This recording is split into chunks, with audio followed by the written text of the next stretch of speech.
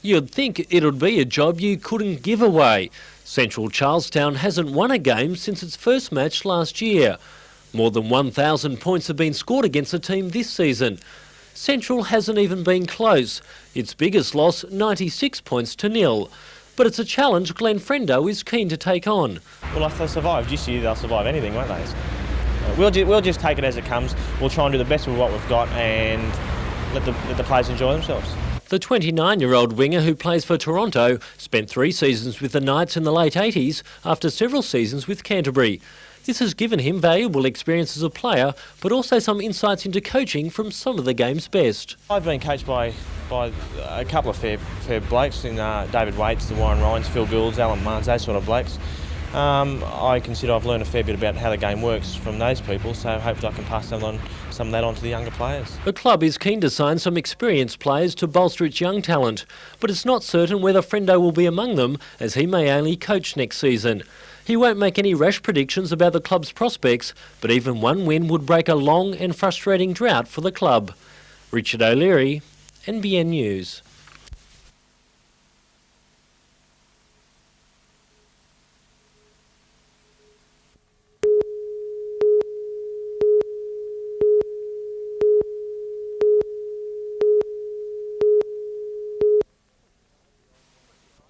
.25-year-old Wyonga boxer Mark Bajiro was well under the 72.57 kilogram limit, despite fears he may struggle to make the weight. I feel pretty good, confident, and I feel fit. I've made the weight pretty right, so I feel good.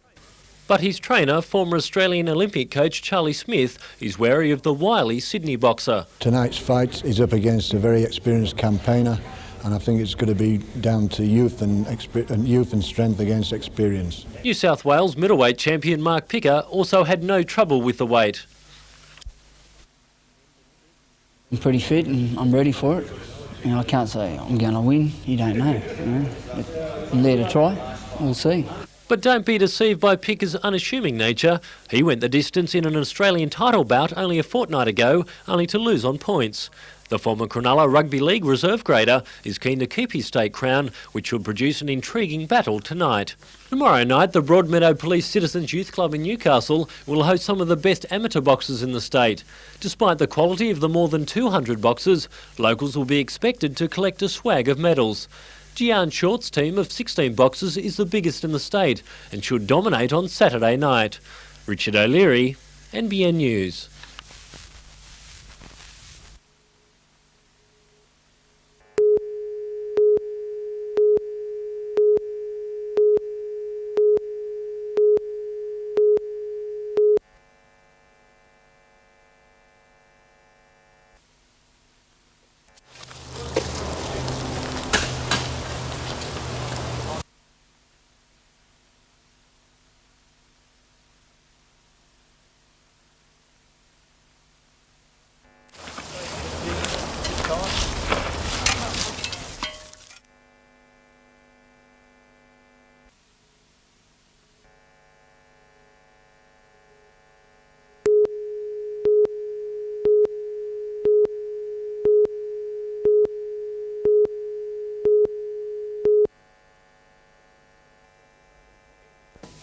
Keen to sell Australian holidays to Koreans, the group has been checking out adventure tours. So people can know more about Australia's, not only just seeing Harbour Bridge and Opera House.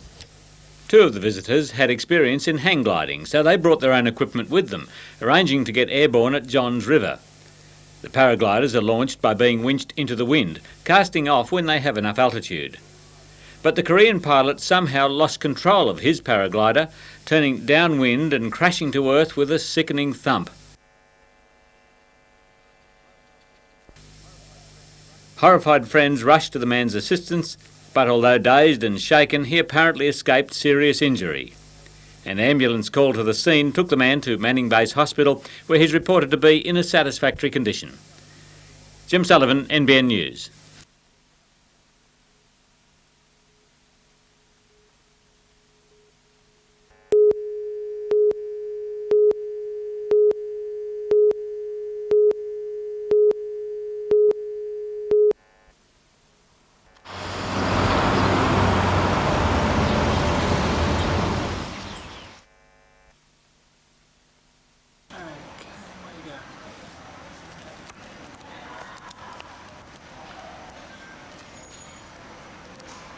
Can I close it?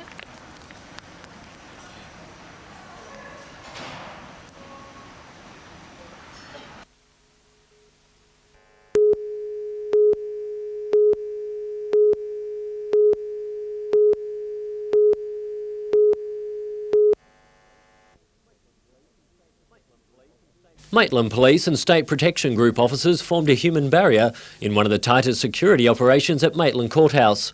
The safety measures were taken for the court appearances of 21-year-old Peter David Kilduff and 25-year-old Michael Allen Stanford. Both were charged with trying to escape from Maitland Jail on July 20, where Kilduff has been held since being recaptured in dramatic circumstances after fleeing a Queensland jail. It's alleged the two hid in a prison workroom as they made unsuccessful attempts to escape through a skylight, an air conditioning duct and through a wall. Both cases were adjourned to East Maitland Court on August 18, but not before some startling scenes in the courtroom. Stanford claimed he'd been deprived the right to seek legal counsel and hadn't had a shower or a change of clothes for 5 days. The decorum of the court was shattered as Stanford shouted his complaints before being dragged from the court yelling, "No shower, no clothes, no nothing." Kilduff also complained he was mistreated. Magistrate Jan Stevenson replied, "If this is the case, it shouldn't be the case." She ordered both men be given access to legal counsel before the hearing date. Richard O'Leary, NBN News.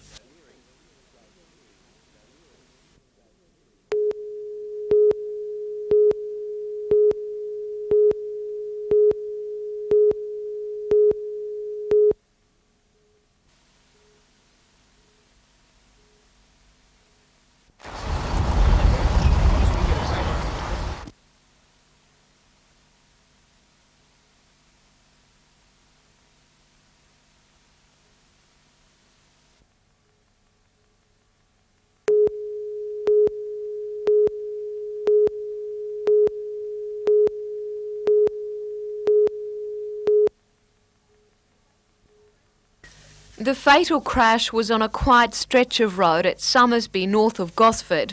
While accident investigation police are looking into the cause, it's believed the Commodore sedan went through a give-way sign. The two backseat passengers were killed instantly. One, a 70-year-old woman from Summersby, the other, a 61-year-old from Kincumber. They had little chance of surviving the impact. The truck towing a trailer slammed into the side of the car. The 88-year-old front seat passenger was critically injured. The driver, a 65-year-old from Kincumber, was also taken to Gosford Hospital. He's in a stable condition tonight. It's believed the truck was heading for a sand quarry at the end of Grants Road. The 41-year-old driver from Arimba was not hurt in the crash.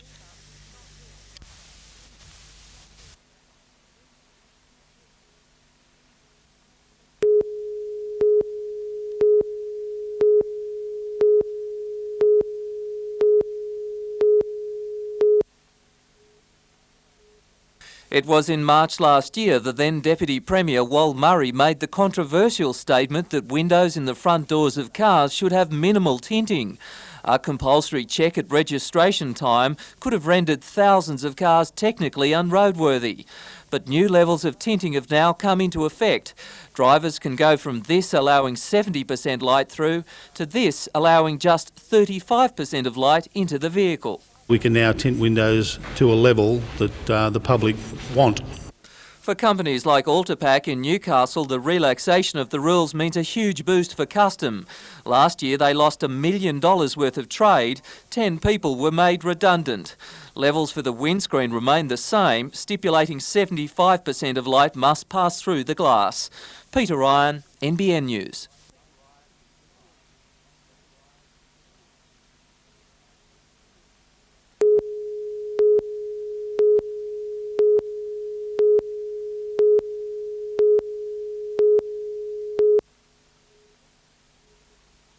Quality management in each of Pacific Power's branches, which include power stations, electricity transferring grids and service groups, has developed as a major policy over the past few years. As part of the corporate giant's approach, total quality teams are set up at individual operations to assess how improvements to standards and productivity can be achieved. The efforts of more than a dozen of them were on display in Newcastle today. The quality teams address issues such as communication systems, equipment maintenance and reduction of oil usage. One of the major problems at Eraring Power Station was waste management, particularly water. In 1990, the station used 9 million litres of water a day in cooling towers and for such things as washing coal. This cost $2 million annually. By developing 2 water purifying processes using effluent from Hunter Water Corporation's pipeline, which passed right by Eraring, pure water usage was more than halved over a 2-year period. By the year 2008, Eraring believes it won't need to buy any fresh water. This saving not only benefiting Pacific Power and Hunter Water. We won't be using that much fresh water, which will make it available to the community. It also means that there'll be less needs to build dams in the future. The expo coincides with a month-long coal technology and environment management course at the university. 17 representatives from Asian energy companies have enrolled in the course to study Australian expertise in our coal and energy industries. Catherine Lamond, NBN News.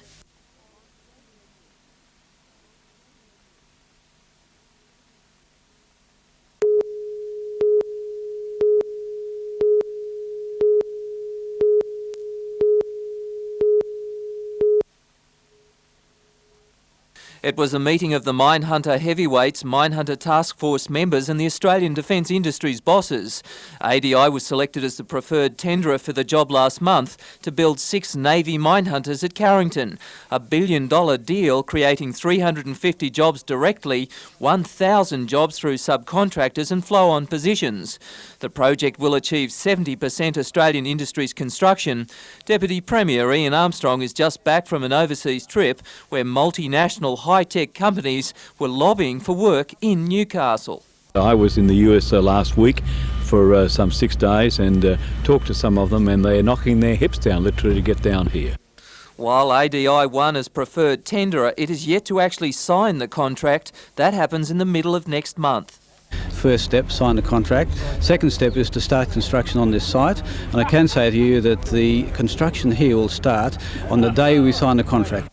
Meanwhile, figures were released today on another record year on cargo movements in Newcastle Harbour. For the 93-94 financial year, 53,500,000 tonnes of cargo was transported, up nearly 3 million tonnes on last year.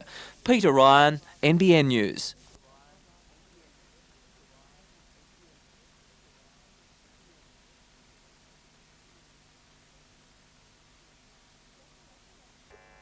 Soccer at the Olympics, just like the World Cup, is one of the largest participant sports, involving more than 150 nations playing Olympic qualifiers in the hope of gaining one of the 16 spots at the Games.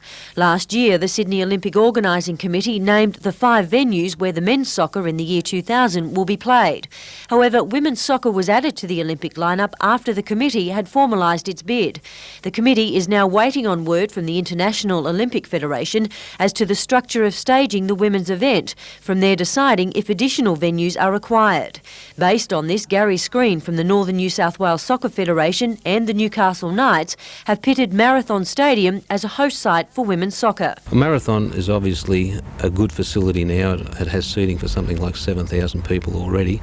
We would have loved to have had it at Mitre 10 Stadium, but it's just not big enough. Requirements of an Olympic soccer venue is a fully seated stadium. Gary Screen says the seating capacity of Marathon would be increased to around 30,000, with most of the additions at either end of the field. Today, Sports Minister Chris Downey offered some support for the proposal. Mr Screen says funding for the expansion would be sought from state and federal governments. While Newcastle believes it can satisfy the seating requirements of an Olympic venue, one other natural feature it has in its favour is its close proximity to Sydney. A legacy of Newcastle hosting Olympic soccer would be a facility large enough to attract major sports and entertainment acts.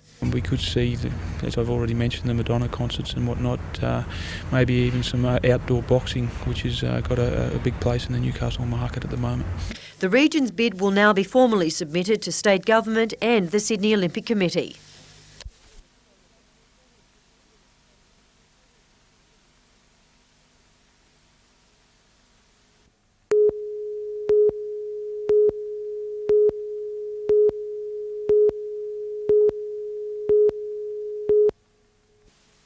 More children in the Hunter are injured by hot water scalding than almost anywhere else in the state. The campaign launched by the Health Service and Shortland Electricity is designed to make parents aware of how they can reduce these burns.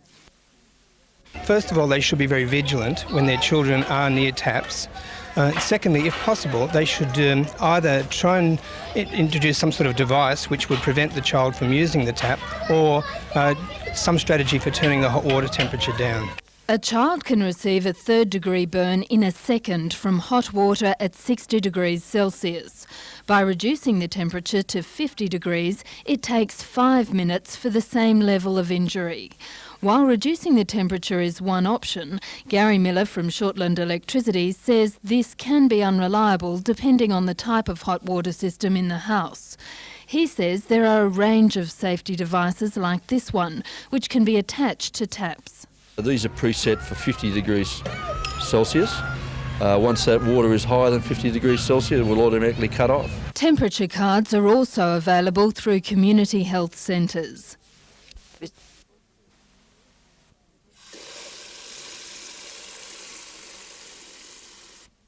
Jane Anderson, NBN News.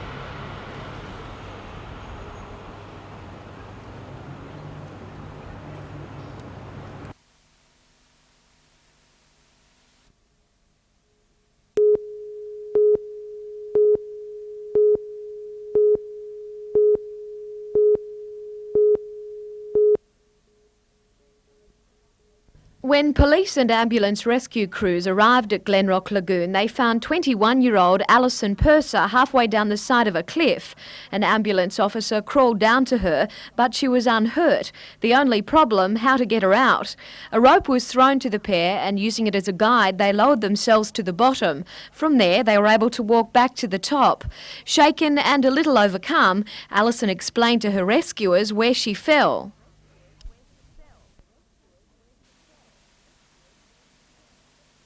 It was a young friend, Daniel Wickens, who raised the alarm. I was walking with her, and next minute the dog was up here, next minute I was down there, and she fell with it. And this is the young dog which caused all the problems. Missy will now be kept tightly in her owner's grip during future walks in Glenrock Lagoon.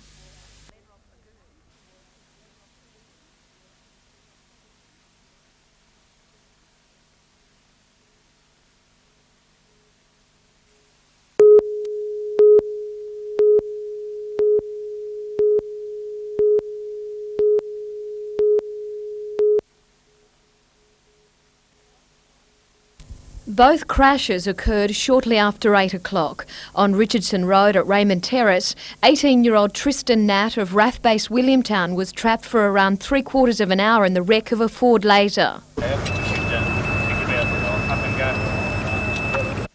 When he was finally freed, he was rushed by rescue helicopter to John Hunter Hospital and died on the way. Also in the car were 3 other young men. They weren't injured. Police believe excessive speed was to blame for the crash. The 20-year-old driver lost control of the vehicle on a sweeping bend. It skidded sideways for 70 metres before crashing into a rock wall at the entrance to Grahamstown Dam. And at North Rothbury, between Cessnock and Singleton, a 47-year-old Sydney man died when this Toyota Hilux rolled. He and a 29-year-old North Rothbury man were thrown from the vehicle. Police say they weren't wearing seatbelts. Police are yet to determine who was driving, but again, speed may have been a factor.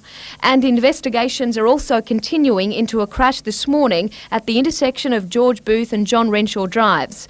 A 22-year-old woman from Lochinvar was trapped behind the steering wheel of her vehicle for around 40 minutes. She was flown to John Hunter Hospital, where she is tonight in a satisfactory condition. It's believed her car ran into the back of a stationary vehicle waiting to turn into George Booth Drive. The occupants in the other car were only slightly injured.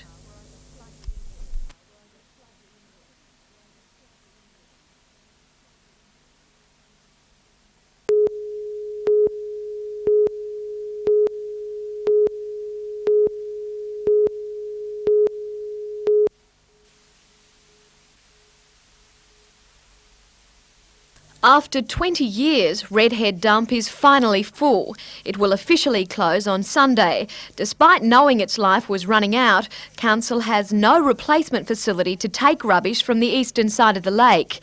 Numerous problems have occurred with a planned transfer station at Gateshead, and until that is sorted out, Council has introduced a collection service. Mayor John Kilpatrick today became the first Lake Macquarie resident to have a bin delivered to his home. Cleanaway has won the contract to deliver the bins at a cost to Council of $300,000. Every resident is entitled to 4 services a year, and the company guarantees the bins will be delivered within 14 days of a phone call. We've divided the lake into 14 zones, the eastern side into smaller zones because that's where we expect the most requirement with Redhead closing. No, we don't envisage any difficulty at all. Once Cleanaway retrieves the bins, the rubbish is taken to Awabba Tip, which will lessen its life to the year 2010. While Council works on the Gateshead facility, Mayor Kilpatrick is hopeful the new service will meet the needs of the city. And it's got to be an advantage for people that, used to go to the tip 2 or 3 times a year, that have to pay a fee and obviously load up trailers. So it can be a great service actually. The bins can be obtained by calling 581173. Most rubbish will be accepted, apart from chemicals or other toxic materials and items over 100 kilos. Meanwhile, a similar collection service is being introduced by Newcastle Council. Each household is entitled to 1 collection every 6 months. Instead of all household rubbish, however, the Newcastle service will only collect garden prunings and timber waste. Other materials will be collected later in the year as the service develops.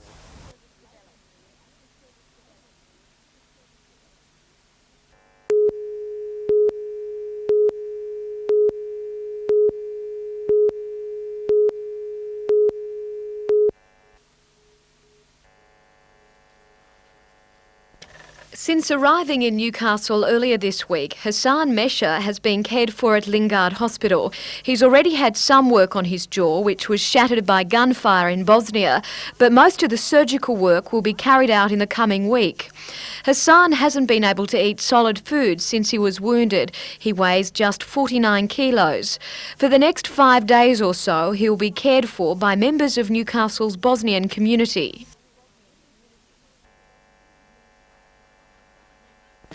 A roster has been devised to billet Hassan, and it's caused some excitement. Everybody is very excited about it, and we are all working together to keep Hassan as best as possible. For Hassan, the warmth, care and generosity he's received is too much to put into words. He had such luck to get into this beautiful country. And he has no word for thanks that he can say to these people. While he's enjoying his stay, Hassan knows he will soon have to return to Bosnia and his family. Both are never far from his heart, even though there is much progress to make in his beloved country. He's thankful to those Newcastle doctors who are giving their skills to help victims of the war. There is thousands of people in Bosnia who are waiting on same treatments as he is, and they are not getting it, and he's very lucky that he got where he is now. Hassan will return here to Lingard during the middle of next week, where he'll be fitted with an external brace which will pull the bones of his jaw back into their normal position. He's asking if it's my car. So, yeah.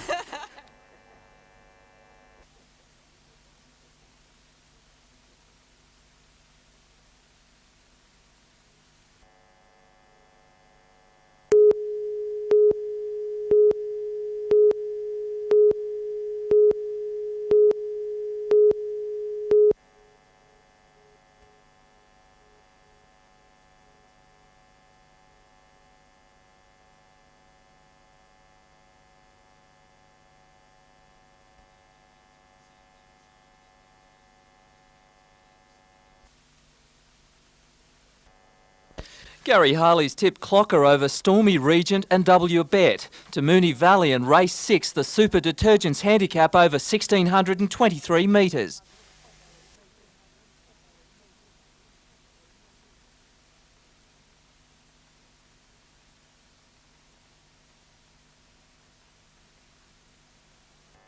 And another winner to the big fella, feared from High Waters and Fiscal Bandit, the Quinella $10.20, trifecta $83.20.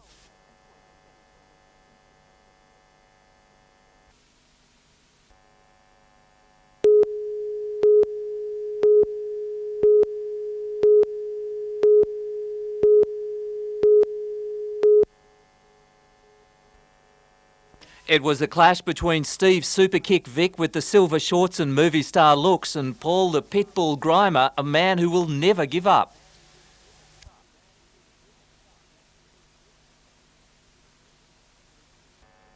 Vic was in the ring to defend his super welterweight title, the contender out for the glory, the crowd of nearly 1,000 behind Grimer. It was a torrid 10-round bout, both men dishing out brutal kicks and punches with no let-up until the final bell. The two fought 12 months ago, Superkick Vic getting through again in one of the toughest kickboxing fights seen in this country.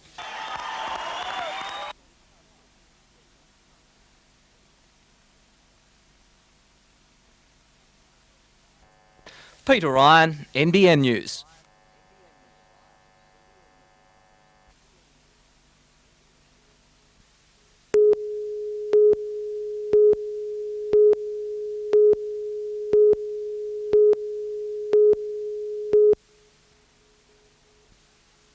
It was hardly a day for a nice cruise off the coast. 30 powerboats took on the heavy seas and 100 km/h winds. It's the 30th offshore classic this year. Aussie Top Guns Riviera and Jaeger, skippered by hairdresser Stefan, took on Kiwi Peter Turner and Sleepyhead. The Kiwi giving the Aussies nightmares with a gutsy performance. They raced from Sydney to Newcastle and back, a round trip of more than 200 kilometres, Sleepyhead taking it out in just 2 hours and 18 minutes. Not everyone could hack the pace. Half the fleet was forced out due to the trying conditions. Peter Ryan, NBN News.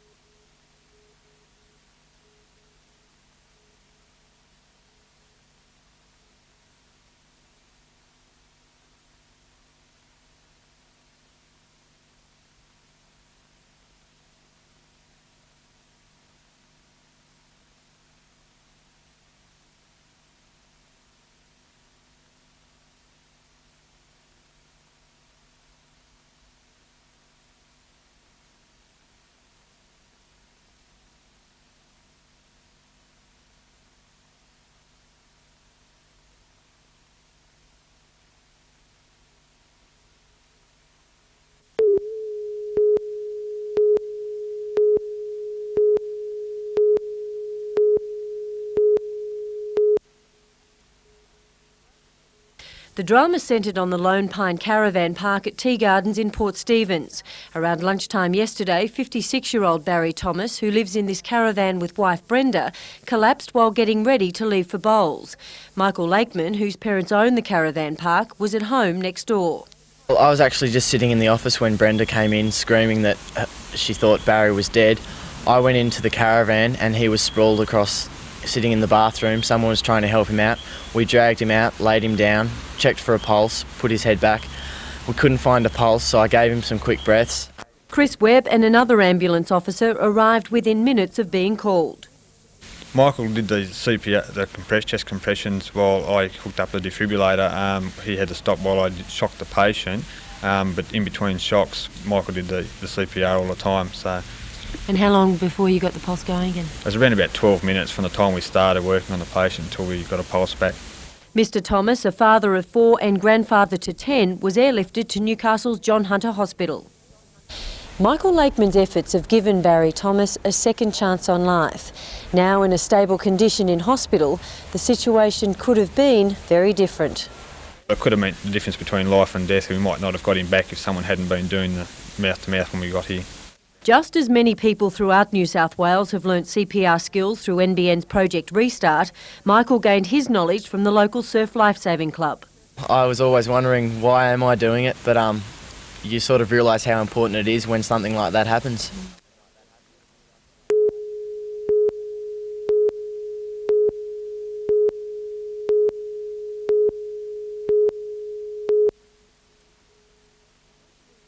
The Hunter Eagles will make their debut in the 1994 season with a squad of 30 players, 4 of those American imports.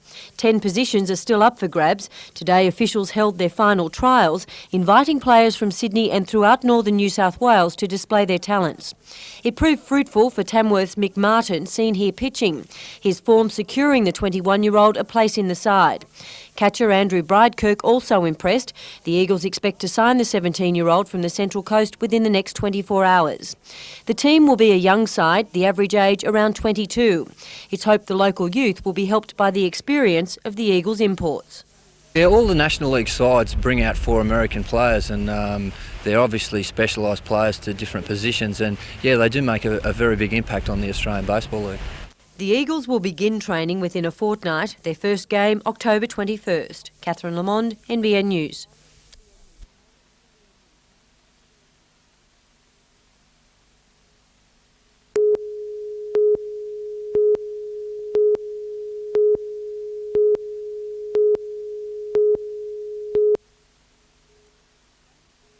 Trailing 8-6 going into the second half, an untimely blow for Curry. But just when Souths looked comfortable on their home ground, Curry took charge.